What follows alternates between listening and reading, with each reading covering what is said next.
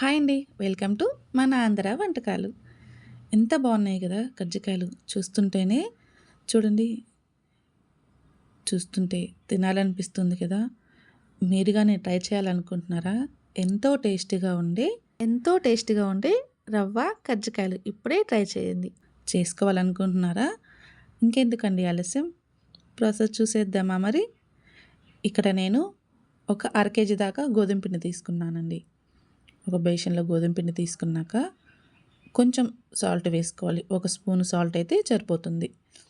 తర్వాత నూనె వేసుకోవాలండి. ఒక 2-3 స్పూన్ల నూనె అయితే సరిపోతుందండి. లేదంటే మీ దగ్గర నెయ్యి ఉంది అంటే నెయ్యి కానీ వేసుకోవచ్చు. నెయ్యి వేసుకున్నారంటే ఇంకా టేస్ట్గా ఉంటుంది. మనం వేసుకున్న నూనె మొత్తం పిండిలో కలిసేంత వరకు మంచిగా కలుపుకోవాలి. కొంచెం వంట సోడా కానీ వేసుకోవాలి. వంట సోడా వేసినాక పిండిలో నూనె, ఉప్పు, వంట సోడా వేసాం కదా, అది కానీ మొత్తం కలిసేలాగా కలిపేసి చూడండి. ఇలా ముద్దగా పట్టుకున్నామంటే, ముద్ద కావాలి అట్లా కొంచెం స్మాష్ చేసామంటే టక్కున ఊడిపోవాలి. ఇలా ఉంటే పిండి అనేది మనకి సూపర్గా వస్తుందండి కజ్జికాయలకి. ఇప్పుడు కొంచెం కొంచెం నీళ్ళు వేసుకొని మనం చపాతి పిండిని కలుపుకుంటాం కదా, అలాగా కలుపుకోవాలి. చూడండి, ఇలాగా కలిపేసుకోవాలి. ఇలా కలుపుకున్నాక మంచిగా ఒక 2 మినిట్స్ మద్దన చేసినట్టు గట్టిగా కలుపుకోవాలి. కలుపుకున్నాక ఇప్పుడు మూత పెట్టేసుకొని ఒక అరగంట పక్కన పెట్టేసుకుందాం. ఈలోపు పిండి మంచిగా నానిపోతుంది, మనకు సాఫ్ట్గా అయిపోతుంది. ఇక్కడ నేను ఒక అర కేజీ దాకా బొంబాయి రవ్వ తీసుకున్నానండి.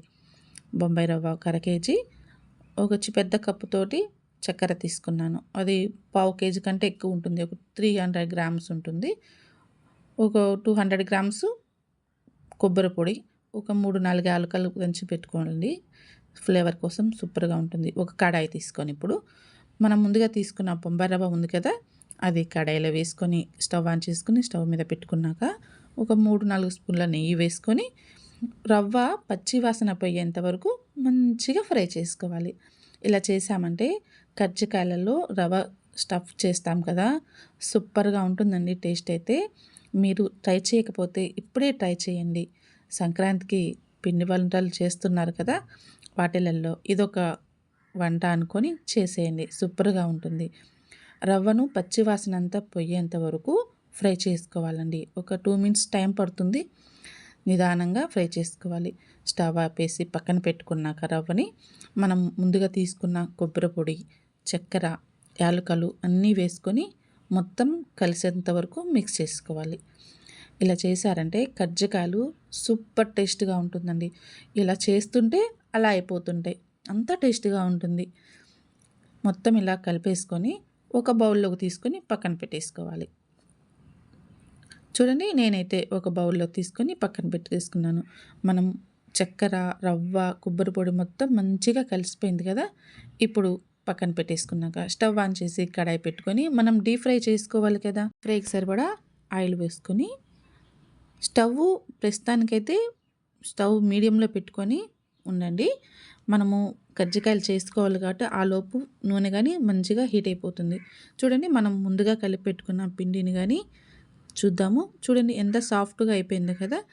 ఇప్పుడు పిండిని చిన్న చిన్న ఒక నిమ్మకాయ సైజులో కలిపేసి చిన్న చిన్న ఉండలుగా పక్కన పెట్టుకోవాలండి చేసుకొని. ఇలా అన్నీ ఒకసారిగా చేసి పెట్టుకున్నారంటే మనం కజ్జికాయలు చేసుకోవడానికి ఈజీ అయిపోతుంది. చూడండి, ఇక్కడ అన్నీ నేను చిన్న చిన్న ముద్దలుగా చేసి పెట్టుకున్నాను కదా. ఇప్పుడు చపాతీ బండ తీసుకొని పొడిపిండి వేసుకొని కొంచెం మనం చిన్న పూరి సైజులో చాదుకోవాలండి. చూడండి, 2 సైడ్స్ పొడిపిండి అద్దుకొని మనం చిన్న పూరి ఉంటుంది కదా, ఆ సైజులో చాదుకోవాలి. ఇలా చాదుకున్నామంటే మనకు కజ్జికాయలకు సరిపోతుంది. ఇలా చాదుకోవాలండి. అంత పతలాగా కాకుండా అంత మందంగా కాకుండా కొంచెం మీడియంగా చాదుకోవాలి. నా దగ్గర అయితే ఇక్కడ కజ్జికాయలు చేసుకునేది చెక్క ఉందండి, ఇది ప్లాస్టిక్ది. మీ దగ్గర మీకు చేతితో అల్లుకునే అలవాటు ఉందంటే మీరు చేతితో అయినా చేసుకోవచ్చండి. నాకైతే చేతితో చేయటం రాదు, అందుకని నేను ఇదే వాడుతుంటాను ఎప్పుడైనా.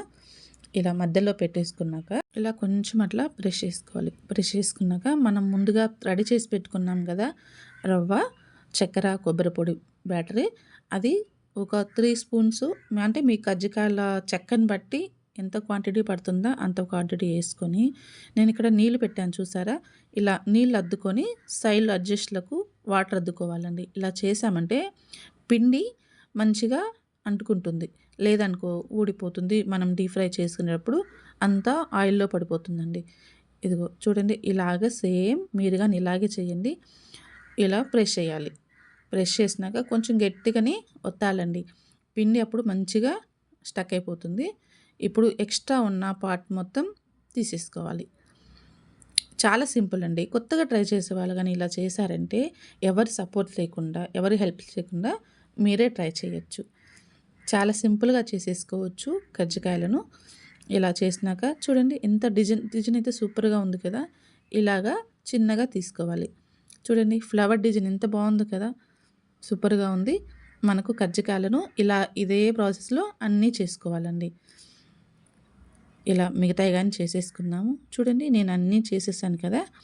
మనకు ఈలోపు మనకు ఆయిల్ కానీ మంచిగా హీట్ అయిపోయింది. ఇప్పుడు 1 బై 1 వేసుకొని ఫ్రై చేసుకోవాలి. ఈలోపు కొంచెం నూనెలో హీట్ అయిందా లేదా అని కొంచెం పిండి వేసి చూసామంటే మనకు నూనె హీట్ అయిందా లేదా అనేది తెలిసిపోతుంది. మనం వేసిన పిండి మంచిగా ఫ్రై అయిపోయింది కదా, కొంచెం వేసాము అర్థమైపోయింది నూనె వేడైంది అని. ఇప్పుడు మనం ముందుగా చేసి పెట్టుకున్న కజ్జికాయలను 1 బై 1 అంటే మీ కడాయి క్వాంటిటీని బట్టి అంటే ఎన్ని పడతాయో అన్నీ వేసుకొని ఫ్రై చేసుకోండి. మనం కడాయిలో 5, 6 పడతాయండి ఈజీగా. నేను అందుకని కొంచెం 5 వేసాను అట్లాగా.